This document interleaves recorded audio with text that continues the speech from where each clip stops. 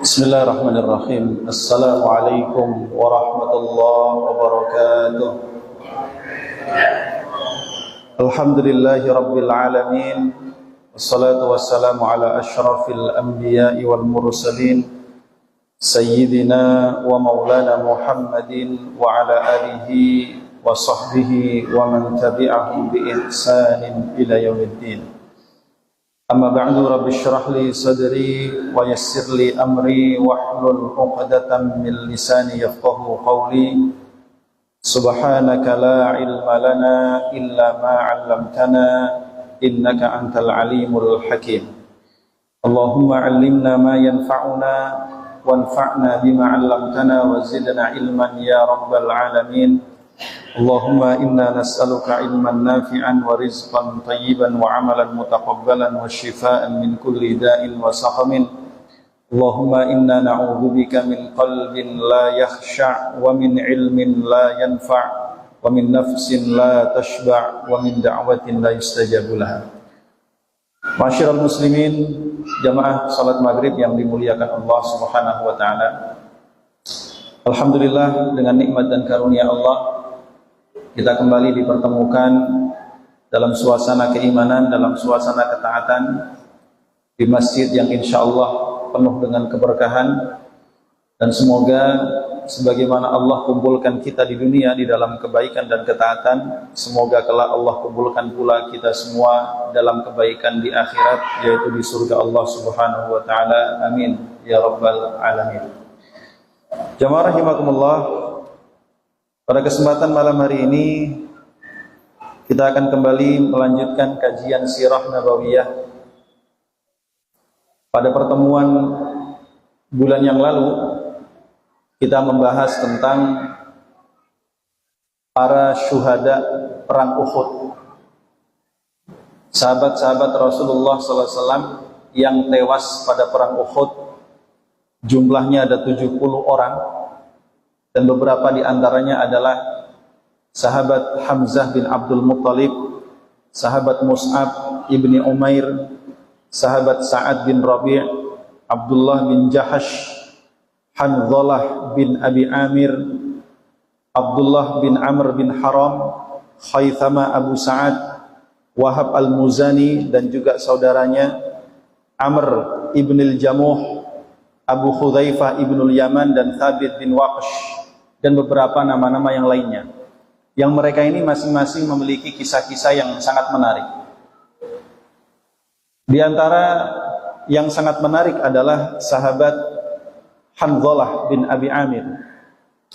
Sahabat Hanzalah ini, jamaah rahimakumullah, sahabat yang baru saja menikah, lalu kemudian datanglah ajakan berjihad dari Rasulullah sallallahu alaihi wasallam.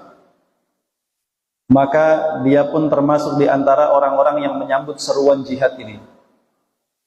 Tetapi satu malam sebelum keberangkatan dia meminta izin kepada Rasul untuk bisa tidur dan menginap bersama dengan istrinya. Ya, maklum pengantin baru, Pak. Maka malam hari itu Rasul pun mengizinkannya. Dia tidur di tempat istrinya, dan begitulah layaknya sebagai seorang suami istri. Ya, mereka bermalam pertama, dan keesokan harinya saat Hanzalah ini hendak pamit kepada istrinya untuk berangkat ke masjid, tetapi istrinya mencegahnya, menahannya. Akhirnya dia nggak jadi berangkat ke masjid. Ya, dia sholat di rumah dan dia melanjutkan kembali, ya, malam pertamanya, berarti menjadi pagi kedua, ya, bukan malam pertama lagi. Ya. Sehingga setelah selesai dia mencampuri istrinya, dia pun pamit kepada istrinya untuk ikut berjihad. Jadi baru saja dia selesai mencampuri istrinya, dia berangkat berjihad dan belum sempat mandi besar. Ya. Dan ketika perang Uhud terjadi, Hanzalah termasuk di antara sahabat-sahabat yang tewas, yang gugur dalam perang Uhud ini. Ya. Ketika Rasulullah SAW menemukan jasadnya, Maka Rasulullah SAW bersabda, inni ra'aitul malaikata taghsiluhu bainas sama'i wal ard bima'il muzni fi sihafil fiddah. Aku melihat para malaikat memandikan jasadnya Hanzalah antara langit dan bumi dengan air hujan yang berada atau ditampung pada bejana yang terbuat dari perak. Ini satu kemuliaan. Ada manusia biasa berangkat berjihad, belum sempat mandi besar, tewas dalam perang Uhud sebagai syahid. Tentu orang yang mati syahid tidak dimandikan, langsung dikuburkan, tapi Rasulullah menyaksikan jasadnya dimandikan oleh para malaikat dengan air hujan dalam bejana yang terbuat dari perak antara langit dan bumi. Maka Rasulullah SAW memerintahkan kepada para sahabatnya, fas'alu ahlahu ma sya'nuh. Coba, ini Hanzalah satu-satunya sahabat yang mendapatkan keutamaan seperti demikian. Tanyakanlah kepada istrinya apa yang terjadi padanya sebelum perang. Maka para sahabat pun bertanya kepada istrinya. Maka istrinya pun menceritakan tentang kejadian malam hari itu dan pagi harinya. Dan istrinya menyampaikan alasannya kenapa dia menahan suaminya pagi hari mau berangkat sholat subuh kok dicegah. Rupanya istrinya mengatakan, malam hari itu ketika aku tidur, aku bermimpi dengan sebuah mimpi yang sangat menarik. Saya bermimpi seolah-olah langit itu terbelah. Lalu Hanzalah masuk ke dalamnya, kemudian langit itu ditutup. Disinilah istrinya punya firasat bahwa seolah-olah dia mendapati bahwa suaminya ini akan mati syahid, Pak. Karenanya dia ingin meminta satu kali lagi hubungan dengan suaminya, berharap dia dapat hamil, mendapatkan anak dari sang suami ini, karena dia tahu bahwa suaminya ini akan termasuk orang yang dimuliakan oleh Allah Subhanahu wa Ta'ala. Dan begitulah tadi yang sudah kita sampaikan, pagi hari itu dia pun menggauli istrinya, dia pun berangkat berjihad, dan dia tewas sebagai salah satu syuhada. Dan rupanya benar, Allah pun memuliakan jasadnya Hanzalah. Langit benar-benar terbuka, malaikat turun memandikan jenazahnya, lalu dia pun dibawa ke langit, tertutuplah kemudian langit itu, dan istrinya merasa bangga. Kenapa? Dia mendapati dirinya kemudian hamil, dan dia melahirkan seorang anak laki-laki, yang kemudian anak laki-laki itu disebut Abdullah bin Hanzalah. Sehingga ini satu kemuliaan. Inilah anakku, seorang laki-laki, putranya Hanzalah sang syahid yang dimandikan oleh para malaikat. Nah, ini termasuk di antara satu kemuliaan, dan begitulah kemudian istri Hanzalah ini dapat membaca peluang itu juga untuk mendapatkan kemuliaan, karena telah lahir dari rahimnya seorang anak yang merupakan anak dari laki-laki yang dimuliakan oleh Allah Subhanahu wa Ta'ala. Masyiral muslimin jamaah rahimakumullah, dan juga beberapa hal-hal yang lainnya. Di antara yang menarik adalah kisahnya Amr bin Jamuh, Pak. Amr bin Jamuh ini sahabat Nabi yang sudah cukup berumur, dan dia memiliki kekurangan secara fisik, kakinya pincang. Ketika dia hendak ikut perang Uhud, anak-anaknya melarang. Kenapa melarang? Karena ayahnya dianggap sudah memiliki uzur. Kondisi orang yang, mohon maaf, cacat secara fisik adalah kondisi uzur yang diterima secara syar'i, dan orangnya diperbolehkan dan diizinkan tidak ikut jihad. Kalau seandainya orangnya normal, wajib, Pak. Kalau tidak mau, nah, itu dosanya besar. Tapi Amr bin Jamuh ini memiliki kekurangan secara fisik. Seharusnya dia boleh tidak ikut berperang, tapi dia bersikeras ingin berangkat perang. Maka ketika dia dilarang oleh putra-putranya, dia pun datang kepada Rasulullah SAW dan mengatakan, ya Rasulullah, anak-anakku mencegahku untuk mengikuti jihad fisabilillah karena aku memiliki kekurangan secara fisik. Padahal aku, ya Rasulullah, menginginkan aku dapat bisa masuk ke dalam surga dengan kakiku yang pincang ini. Maka Rasulullah SAW bersabda, adapun engkau, wahai Amr bin Jamuh, Sungguh benar perkataan anak-anakmu, kamu mendapatkan uzur untuk tidak berangkat dan ikut jihad fisabilillah. Ini perkataan Rasul kepada Amr bin Jamuh. Tetapi Rasul kemudian mengatakan kepada anak-anaknya, sedangkan kalian wahai anak-anaknya, anak-anak Amr bin Jamuh, jangan sekali-kali kalian mencegah ayah kalian dari keinginannya. Ini bentuk keadilan Rasulullah SAW. Rasulullah tetap menyampaikan kepada Amr bahwa kamu sebenarnya dapat uzur untuk tidak ikut jihad, tidak ikut tidak masalah dan tidak berdosa. Tetapi kepada anak-anaknya, Rasul mengatakan jangan kalian cegah orang tua kalian untuk berangkat berjihad. La'allallahu an yarzuqahu syahadah. Mudah-mudahan Allah mengkaruniakan untuknya mati syahid. Nah, ini kalimat ini sudah terucap dari lisan Rasulullah sallallahu alaihi wasallam. Karenanya putranya pun melepaskan ayahnya. Amr bin Jamuh ikut berjihad di dalam perang Uhud. Kemudian ketika dia menghadapi musuh, dia mengatakan, berdoa dia, Allahumma la taruddani ila ahli khaiban. Ya Allah, janganlah engkau pulangkan aku ke rumah keluargaku dalam keadaan rugi. Dia tidak ingin pulang ke rumah dalam keadaan rugi. Maksudnya dia nggak ingin balik selamat, Pak. Dia sendiri berdoa meminta kepada Allah supaya diberikan mati syahid. Maka dia pun berperang dengan segenap kekuatan dan semangatnya, dan Allah membenarkan doanya. Allah juga membenarkan sabda Rasulullah SAW. Allah pun memberikan rizki mati syahid kepada Amr bin Jamuh. Dan inilah jamaah rahimakumullah, karunia-karunia yang Allah berikan kepada sahabat-sahabat Rasulullah SAW. Bahkan disebutkan dalam satu riwayat, Amr bin Jamuh mendatangi Rasulullah SAW dan mengatakan, ya Rasulullah, adakah engkau mengetahui kalau aku berperang di jalan Allah sampai aku mati, akankah aku bisa berjalan di dalam surga dan kakiku ini menjadi normal kembali? Maka Rasulullah SAW mengatakan, naam, tentu kalau kamu berjihad dan kamu mati syahid, kelak di surga kakimu akan normal sebagaimana manusia yang lain. Artinya Allah sembuhkan pincangnya. Dan itulah yang didapatkan oleh Amr bin Jamuh. Dan ma'asyiral muslimin jamaah rahimahullah, di antara juga peristiwa yang penting yang perlu kita sebutkan di sini yang membenarkan sabda Rasulullah SAW adalah innamal a'malu bil khawatim.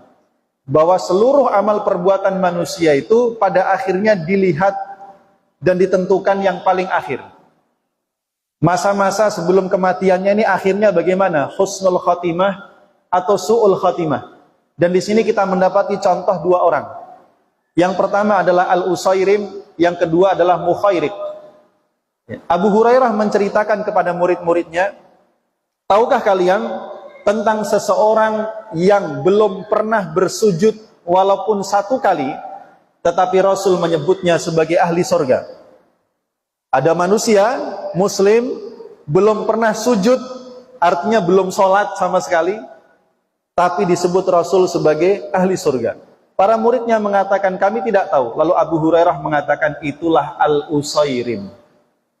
Bagaimana kisahnya Al-Usairim jamaah rahimakumullah?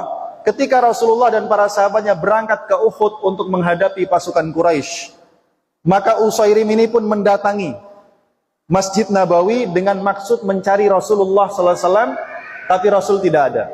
Lalu dia mencari beberapa tokoh sahabat-sahabat Rasul dan juga tidak ada semuanya.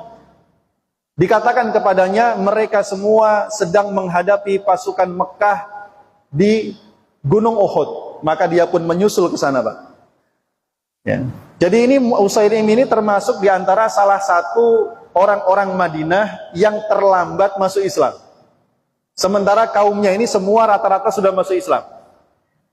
Nah, disinilah kemudian Usairim masuk ke dalam agama Islam, mengucapkan 2 kalimat syahadat, bahkan dia sempat berwasiat, ya, aku masuk ke dalam agama Islam, ya, dan aku wasiatkan hartaku yang aku tinggalkan, aku serahkan untuk Rasulullah SAW agar beliau pergunakan menurut kemaslahatan yang beliau ketahui. Lalu dia berangkat, dia ambil pedangnya, dia menyusul ke Uhud. Ketika bertemu dengan sahabat-sahabat Rasulullah SAW, mereka mengatakan, apa yang kamu lakukan di sini? Ya. Maka Usairim mengatakan, aku telah masuk Islam dan aku ingin berjihad bersama dengan Rasulullah Sallallahu Alaihi Wasallam, dan rupanya di perang itulah dia mati syahid. Perhatikan, dia baru masuk Islam, jangankan sholat, belajar sholat pun belum. Ketika jasad-jasad para syuhada dikumpulkan, ditemukanlah jasadnya, dan Rasulullah Sallallahu Alaihi Wasallam mengatakan, innahu min ahlil jannah. Usairim adalah ahli surga. Ya. Jadi seumur hidupnya dia dalam kondisi musyrik. Baru beberapa jam sebelum kematiannya dia masuk Islam. Dan setelah dia masuk Islam, beberapa jam kemudian Allah jemput dia, Allah matikan dia, Allah cabut rohnya, dan Allah cabut rohnya dengan kematian yang paling indah, mati syahid. Innamal a'malu bil khawatim. Bahwa amal manusia pada akhirnya di antara penilaiannya dilihat ujung kehidupannya. Satu lagi namanya Mukhairik, Pak. Mukhairik ini Yahudi. Mukhairik ini jamaah rahimakumullah, ketika pasukan kaum muslimin berangkat ke Uhud, dia mengatakan kepada kaumnya, wahai orang-orang Yahudi, demi Allah sungguh kalian tahu bahwa menolong Muhammad adalah kewajiban kalian. Kenapa? Karena orang Yahudi sudah mengikat perjanjian piagam Madinah dengan Rasulullah Sallallahu Alaihi Wasallam. Harusnya mereka membantu. Tapi kaumnya mengatakan, kan hari ini hari Sabtu. Ya. Sabtu kita nggak boleh perang. Yaitulah Yahudi, Pak. Selalu mencari alasan untuk menghindari kewajiban jihad fisabilillah. Ya. Apalagi mereka ya Yahudi gitu kan. Nah, maka kemudian Mukhairik ini mengatakan, la sabtalakum, nggak ada Sabtu-Sabtuan untuk kalian. Maka dia pun mengambil pedangnya, dia berangkat, ya. Dan dia sempat berwasiat, jika aku mati, maka hartaku aku serahkan kepada Muhammad untuk dia lakukan, dia pergunakan sesukanya. Kemudian dia berangkat ke Uhud, dan rupanya dia termasuk orang yang terbunuh dalam perang Uhud. Pertanyaannya, Mukhairik ini matinya dalam keadaan muslim, apa dalam kondisi kafir? Ketika jasadnya ditemukan, Rasulullah Sallallahu Alaihi Wasallam bersabda, Mukhairik khairu Yahudin. Mukhairik adalah Yahudi terbaik. Apa maksud kalimat ini? Para ulama mengatakan karena Rasulullah mengatakannya khairu Yahudin tanpa al, ya, bukan khairul Yahud. Apa bedanya? Kalau Rasul seandainya mengatakan Mukhairik khairul Yahud dengan al, berarti menandakan Mukhairik matinya mati kafir, Pak. Karena begitu disebut al-Yahud, maksudnya Mukhairik adalah orang yang berkeyakinan seperti orang Yahudi pada umumnya, yang tidak beriman kepada Rasulullah, tidak beriman kepada Al-Quran. Gitu. Tetapi karena Rasul mengatakannya tanpa al, Mukhairik khairu Yahudin. Mukhairik adalah sebaik-baik Yahud, maka yang dimaksud Rasul, Mukhairik adalah orang dari suku Yahudi yang terbaik. Jadi yang dimaksud sukunya, bukan keyakinannya. Maka dari sini kemudian para ulama menyimpulkan bahwa Mukhairik mati dalam kondisi beriman, berarti dia mati syahid, Pak. Inilah dua orang yang Allah hadirkan dalam kehidupan kita, dinukil kisahnya dari generasi ke generasi sampai kepada kita, untuk memberikan pelajaran kepada kita bahwa selama manusia itu memiliki ketulusan dalam hatinya untuk mencari kebenaran, maka masih banyak peluang dari Allah Subhanahu wa Ta'ala untuk memberikan hidayah kepadanya, dan Allah dapat mengkaruniakan akhir yang indah dalam kehidupannya yang kita sebut dengan nama husnul khatimah. Tapi yang seperti ini susah dicontoh, Pak. Maksudnya apa? Tidak boleh kita sebagai manusia lalu mengatakan saya seperti mau kayak Usairim lah, ya. Hidup seenaknya, nanti kalau sudah dekat ajal baru taubat. Persoalannya Usairim dan Mukhairik ini tidak pernah tahu kalau ternyata perang Uhud itu adalah waktu hidupnya yang terakhir. Sebagaimana kita semua juga tidak tahu kapan hari terakhir, jam terakhir kehidupan kita. Kematian itu tidak pernah bisa kita merasa aman kapan dia datang. Apakah pagi, apakah siang, apakah sore atau malam. Ya. Apakah kita mati dalam kondisi sakit atau dalam kondisi sehat? Apakah kita mati dalam kondisi masih berusia muda ataukah sudah tua? Manusia tidak pernah tahu. Oleh karenanya, kita sebagai hamba-hamba Allah yang beriman ini, ya, diharuskan untuk berusaha mengisi kehidupan kita waktu demi waktu, hari demi hari kita isi dengan kebaikan dan ketaatan, karena kita tidak tahu jam berapa, saat sedang melakukan apa, Allah akan mengakhiri kehidupan kita di dunia. Maka dengan mengisi hari-hari kita, jam-jam hidup kita ini dengan ketaatan, itu merupakan satu upaya, mudah-mudahan saat Allah mencabut nyawa kita, kita dalam kondisi sedang melakukan ketaatan kepada Allah Subhanahu wa ta'ala. Ma'asyiral muslimin jamaah rahimakumullah. Kemudian Rasulullah sallallahu alaihi wasallam, ya, kita tahu perang Uhud ini berakhir dengan mundurnya pasukan kaum musyrikin. Jadi perang yang begitu dahsyat, yang menewaskan 70 orang dari pasukan kaum muslimin dan sekitar 20-an, 24 kalau tidak salah dari pasukan musyrik, serta banyak melukai kaum muslimin termasuk Rasulullah sallallahu alaihi wasallam. Ini pada akhirnya gitu kan, berakhir perang ini dengan mundurnya pasukan musyrikin. Mereka kelelahan dan bosan menghadapi kaum muslimin yang sudah terluka-luka parah itu, tapi tetap bisa bertahan, Pak. Sehingga akhirnya Rasul berhasil menarik pasukannya ke atas lembah, ya, kemudian masuk ke dalam celah-celah pegunungan.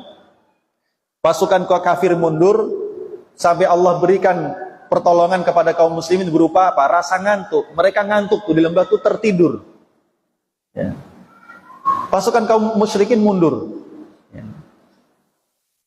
Namun Rasulullah SAW tidak kemudian merasa puas dengan hal itu. Beliau perintahkan kepada sahabat Ali bin Abi Thalib radhiyallahu anhu, ya, untuk mengikuti pasukan musyrik ini dan berpesan kepadanya, ya, ikutilah pasukan musyrikin itu dan perhatikanlah apa yang mereka lakukan dan apa yang mereka inginkan.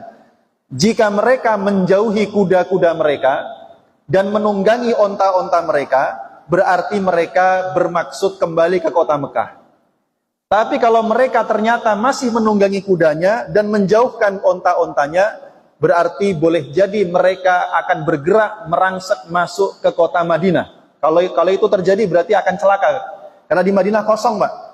Yang ada hanya kaum perempuan dan orang-orang cacat, anak-anak kecil. Ya. Maka Ali pun kemudian mengikutinya. Ya. Dan dia mendapati, ya, bahwa orang-orang musyrik memang dalam perjalanan pulang ke Mekah sama sekali mereka menjauhi kudanya dan menunggangi ontanya. Ya. Rasulullah juga sempat mengatakan, demi Allah, kalaupun seandainya mereka bermaksud untuk menuju ke kota Madinah, ya, kita pasti akan segera menyusul dan menghadapi mereka apapun yang terjadi. Ya. Maka di hari itu hari Sabtu jamaah rahimakumullah, akhirnya Rasulullah SAW setelah selesai menguburkan para jenazah syuhada, beliau menginstruksikan seluruh pasukannya untuk kembali ke kota Madinah.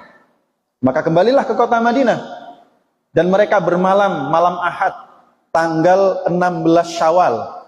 Jadi perangnya itu 15 Syawal, berarti malamnya sudah masuk 16 Syawal. Tapi Rasul tidur dalam kondisi yang tidak tenang. Begitupun para sahabat. Mereka selain beristirahat juga berjaga-jaga, khawatir tiba-tiba orang Mekah itu, ya, datang. Kenapa? Karena posisi mereka itu masih belum jauh. Ya. Maka Rasulullah SAW pagi harinya menginstruksikan kepada pasukannya untuk berkumpul kembali. Semua orang yang kemarin ikut pada perang Uhud diwajibkan untuk berangkat kembali bersama Rasulullah SAW. Untuk apa? Untuk mengejar pasukan musyrikin. Karena Rasul punya firasat yang kurang baik. Ya. Dan ternyata memang apa yang dirasakan oleh Rasulullah SAW itu memang benar adanya, Pak. Benar terjadinya. Disebutkan kemudian, jamaah rahimakumullah, bahwa Rasulullah SAW kemudian bergerak dengan para sahabatnya dan meminta semua orang yang mengikuti kemarin perang Uhud harus berangkat, dan Rasul sampai tidak mengizinkan yang lainnya. Yang ikut harus yang kemarin ikut perang Uhud. Ada seorang sahabat namanya Ubay bin Ka'ab minta izin ikut, Rasul nggak izinkan, kecuali Jabir bin Abdullah. Jabir bin Abdullah diizinkan. Lalu kemudian mereka berangkat sampai ke wilayah yang namanya Hamra'ul Asad. Dan ternyata pasukan kaum musyrikin ini sudah melewati sejauh jarak 30-an mil dari kota Madinah. Sementara Hamra'ul Asad jaraknya sekitar 8 mil dari kota Madinah. Sudah lebih jauh. Dan apa yang terjadi memang di kalangan pasukan kaum musyrikin, ini Abu Sufyan itu marah-marah, Pak. Dia mencaci maki pasukannya. Kalian ini tidak dapat apa-apa. Tidak berhasil membunuh Muhammad, tidak pula berhasil mengambil harta mereka, tidak pula berhasil menguasai kota Madinah, tidak pula membawa pulang tawanan perang. Jadi perang ini walaupun satu sisi mereka terlihat menang, tapi mereka sebenarnya nggak dapat apa-apa. Maka kemudian Abu Sufyan ini mengatakan, kalau begitu mari kita kembali, kita serang Madinah, kita musnahkan mereka semua. Rupanya firasat Rasulullah benar terjadi.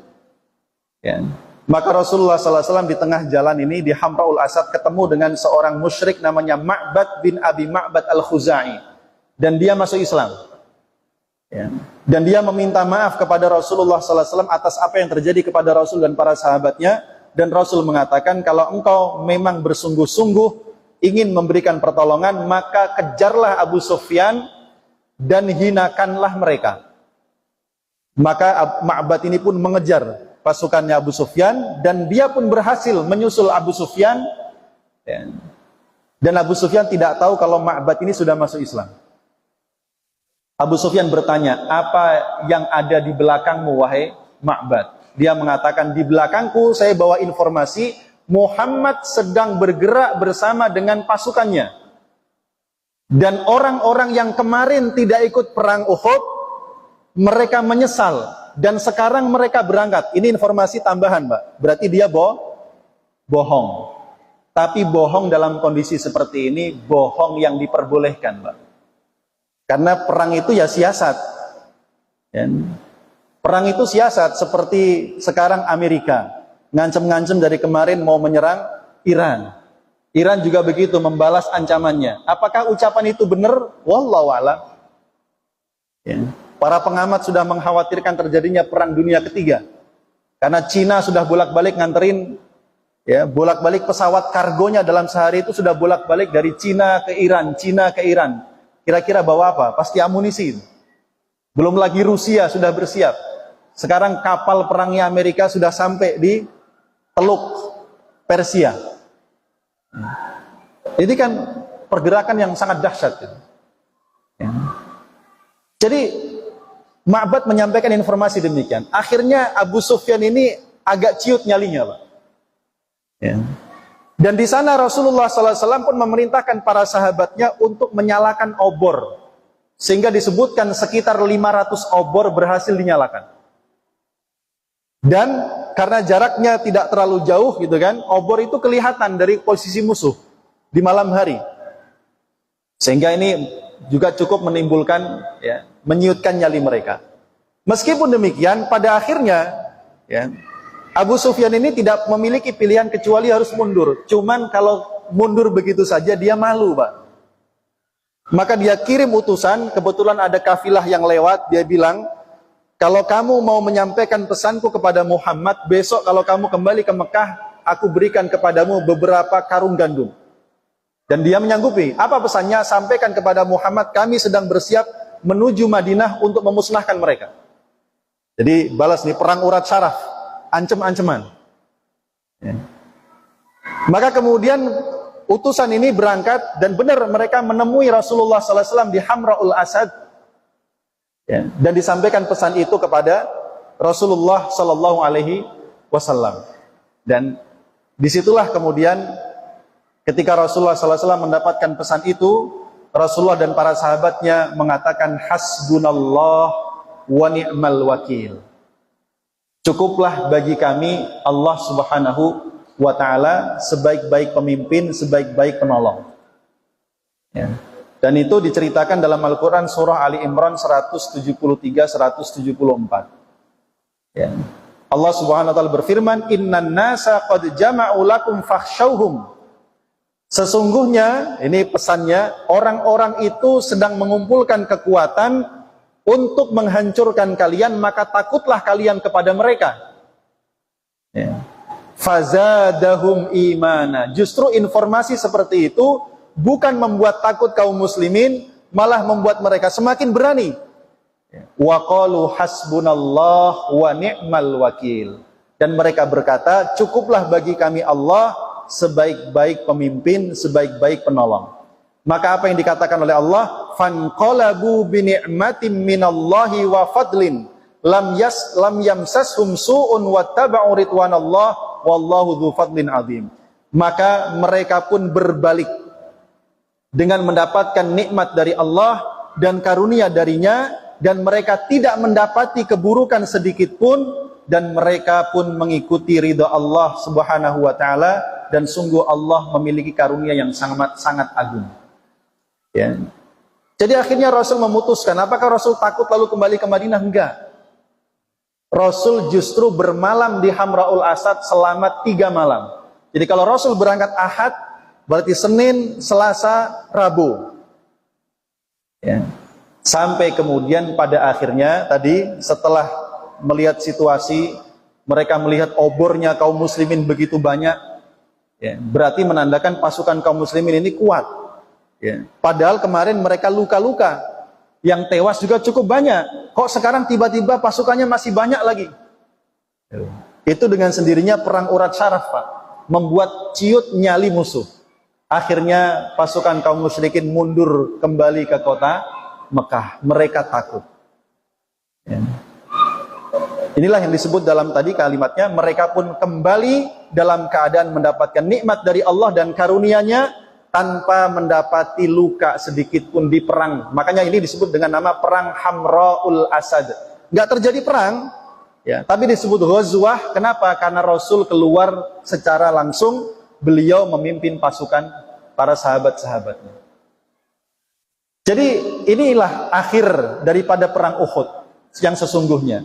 Kalau kita perhatikan dari sisi jumlah korban yang tewas, memang tidak bisa dipungkiri bahwa yang tewas dari pasukan kaum muslimin jauh lebih banyak, 70 orang. Dan itu rata-rata adalah beberapa sahabat-sahabat senior. Ya, tadi sudah kita sampaikan beberapa nama-namanya. Sedangkan dari pihak musuh hanya sekitar 20-an. Karenanya Allah di antara kalimat yang menghibur kaum muslimin disebutkan dalam surah An-Nisa 104. Wala tahinu fi ibtigha'il qaum. Janganlah kalian merasa hina, merasa rendah ketika kalian mengejar musuh, yaitu orang-orang Quraisy. In takunu ta'lamun fa innahum ya'lamuna kama ta'lamun wa tarjuna minallahi ma la yarjun. Janganlah kalian merasa lemah untuk mengejar musuh. Sesungguhnya kalau kalian terluka, sungguh mereka juga terluka seperti luka-luka yang kalian dapati. Hanya saja bedanya, kalian memiliki harapan dari Tuhan kalian, sementara mereka tidak memiliki harapan. Maksudnya kalau kaum muslimin, nggak perlu takut mengejar musuh, hadapi mereka. Kalau menang itu adalah kemuliaan di dunia dan kemenangan dari Allah. Kalaupun kalian mati syahid. Ada harapan kemuliaan dari Allah Subhanahu wa taala, sementara orang kafir tak punya harapan sama sekali. Dan ini ayat-ayat ini, Pak. Ini ayat-ayat ini yang juga memberikan semangat yang luar biasa kepada saudara-saudara kita di medan jihad, baik di Palestina, di Suriah, dan di tempat-tempat yang lainnya. Ya. Gitu. Ya, kaum muslimin yang tewas di Gaza berapa banyak? Ribuan dibandingkan pasukan IDF yang tewas jauh. Ya. Tetapi kalau kita teliti tadi lebih mendalam, tadi kita sampaikan, apakah layak kaum musyrikin dinyatakan menang, dan apakah layak pula kaum muslimin dikatakan kalah? Ya. Karena biasanya satu kelompok itu dinyatakan menang perang, satu kalau dia berhasil membunuh pemimpinnya. Yang kedua, mereka berhasil menaklukkan kotanya musuh. Ketiga, mereka berhasil mengambil tawanan perang. Dan yang keempat, bisa mengambil harta-harta mereka sebagai rampasan perang. Apakah 4 indikator ini tercapai? Satu pun nggak ada. mereka tidak berhasil membunuh Rasulullah sallallahu alaihi wasallam. Mereka juga tidak mendapatkan tawanan perang dari kaum muslimin walaupun hanya satu orang. Mereka pun tidak mendapati rampasan perang, bahkan jangankan menaklukkan Madinah, melihat gerbang kota Madinah pun tidak, karena mereka keburu pergi. Biasanya orang-orang di masa itu kalau perang itu mereka akan merasa menang kalau mereka setelah menang perang itu mereka tinggal di Uhud beberapa hari. Buktinya mereka nggak menginap di Uhud, justru Rasul yang tinggal di sana. Mereka sudah mundur. Karenanya orang musyrik meskipun mereka seolah-olah berhasil membalaskan dendam mereka pada perang Badar, tapi sejatinya mereka sama sekali tidak menang. Nggak dapat apa-apa. Makanya tadi dikatakan Abu Sufyan mencela, mencaci pasukannya, kalian nggak dapat apa-apa. Dan Rasulullah SAW meskipun beliau terluka parah, sahabat-sahabatnya banyak yang tewas, ya kan? Bisa jadi kita katakan perang ini mereka kalah, tapi sejatinya mereka tidak kehilangan apapun, justru mereka mendapatkan banyak pelajaran dari Allah Subhanahu wa taala dari perang Uhud ini. Ya. Kaum muslimin memiliki pelajaran yang sangat besar dari perang ini, di antaranya tentang pentingnya ketaatan kepada pemimpin yaitu Rasulullah sallallahu alaihi wasallam, yang di sini kita lihat dari pasukan pemanah. Inilah titik awal, ya, kelemahan kaum muslimin yang kemudian menjadikan pasukan musyrik ini berhasil mengalahkan mereka di perang tersebut. Ya. Dan itulah kemudian hikmahnya kenapa Rasulullah SAW kemudian bersikeras mengejar musuh padahal mereka sedang luka-luka, karena Rasulullah SAW ingin memberikan penekanan kepada sahabat-sahabatnya bahwa mereka bukan orang-orang yang lemah. Bahwa Rasulullah SAW ingin mengajarkan kepada para sahabatnya bahwa mereka adalah orang-orang yang pemberani, ya, dan siap menghadapi musuh dalam kondisi apapun. Ya. Sekaligus juga kondisi itu akan memberikan bantahan kepada orang-orang munafik yang mereka mengatakan, coba kemarin kalian mengikuti apa yang kami katakan, gak usah berangkat. Ya. Kalau kalian gak berangkat, kalian gak akan begini. Ya. Maka ini Rasulullah SAW tetap berangkat mengejar musuh, ya, untuk membantah ucapan orang-orang munafik bahwa meskipun mereka luka-luka, mereka masih memiliki kekuatan untuk mengejar musuh. Ya, jadi satu, meningkatkan semangat dan motivasi kaum muslimin yang mereka kemarin sudah merasa kalah, lemah. Akhirnya dengan Hamra'ul Asad ini mereka kembali pulang ke kota Madinah dengan penuh kemuliaan. Mereka berhasil mengusir musuh. Jadi tinggi lagi semangatnya. Yang kedua, memberikan tekanan kepada musuh bahwa kaum muslimin meskipun kemarin kelihatan kalah, tapi mereka masih punya kekuatan untuk menyusul mereka. Ini termasuk politik, Pak. Ya. Ini termasuk merupakan kecerdasan politik daripada Rasulullah SAW. Kemudian juga di antara pelajarannya adalah bahwa kemenangan yang diakhirkan oleh Allah Subhanahu wa taala merupakan proses, ya, pendewasaan dalam diri kaum muslimin supaya mereka belajar dari kesalahan yang sudah mereka lakukan untuk mereka bisa memperbaiki diri pada masa yang akan datang. Sekaligus jamaah rahimakumullah, bahwa Allah Subhanahu wa taala tidak selalu memberikan kemenangan kepada kepada hamba-hambanya, supaya juga menjadi pelajaran kepada kita bahwa perang itu ada kalanya kalah. Kalau kalah bagaimana menyikapinya, kalau menang bagaimana menyikapinya. Dan dari situlah kita belajar banyak. Kalau seandainya Rasul itu perangnya menang terus, maka kaum muslimin ini, umat ini tidak akan pernah belajar kalah.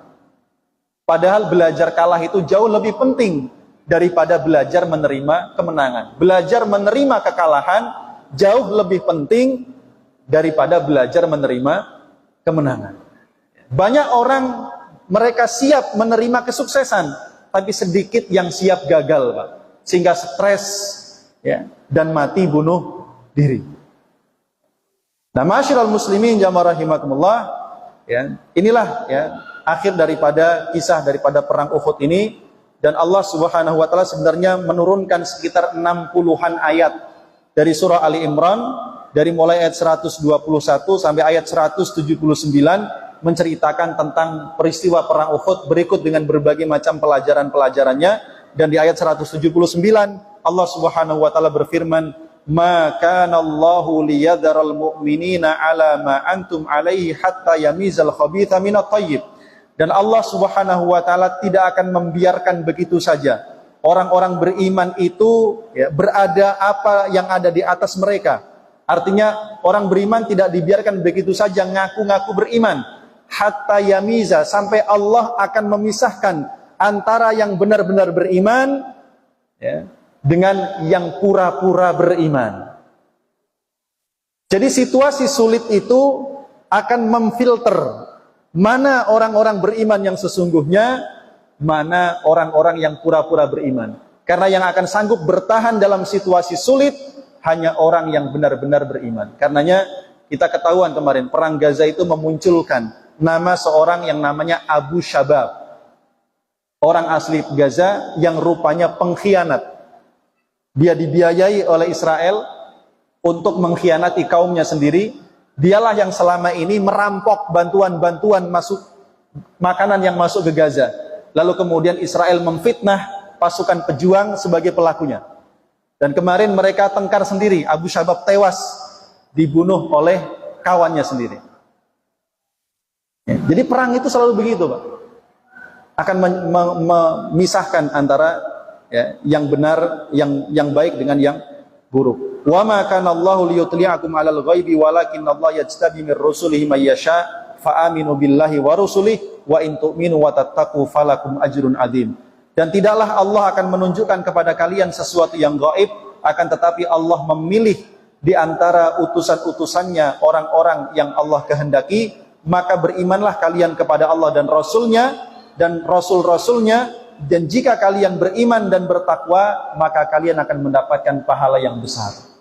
Ini pelajaran besarnya dari perang Uhud adalah pentingnya ketaatan secara totalitas kepada pemimpin dan untuk tidak silau dengan dunia. Karena yang menyebabkan pasukan pemanah turun adalah karena mereka ingin ikut-ikutan mengumpulkan harta rampasan perang.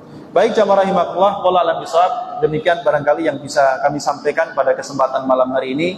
Kurang lebihnya mohon dimaafkan. Wallahu a'lam bishawab. Subhanakallahumma wa bihamdika asyhadu an la